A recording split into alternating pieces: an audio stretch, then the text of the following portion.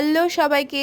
তো একটা সহজ দিনকে কি করে কঠিনভাবে কাটাতে হয় সেটা আমাদেরকে দেখে শিখতে হয়।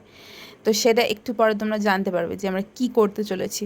তো প্রথমেই এত গরমের মধ্যে বাইকটা বার করে নিলাম, আর আজকে আমাদের সাথে আছে আমাদের একজন নতুন সদস্য, যার মুখ তোমরা দেখতে পারবে না কারণ সে হচ্ছে খুব ক্যামেরা শাই মানুষ, আর ও হচ্ছে আমাদের ভাই, মাসির ছেলে। তো ওকে নিয়ে প্রথমেই আমরা চলে এসেছি আমাদের খুবই জনপ্রিয় S2 ক্যাফেতে। তারপরে আমরা বিরিয়ানি অর্ডার দিয়েছিলাম 3 প্লেট, তো সেটাই নিয়ে নিলাম। আর তারপরে যেখানে না গেলে আমাদের পেটের ভাত হজম হয় না, সেখানে চলে গেলাম আমাদের খুবই পছন্দের কাকুর দোকানে, সানিয়া সিটি গোল্ড।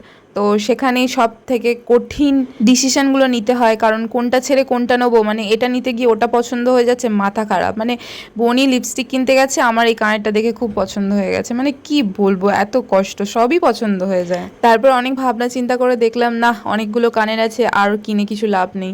তারপরে আবার একটা কঠিন পরিস্থিতির সম্মুখীন, মানে লিপস্টিক নেওয়ার পরে আবার নেল পলিশ, যেগুলো খুবই খুবই ডিফিকাল্ট হয় পছন্দ করাটা।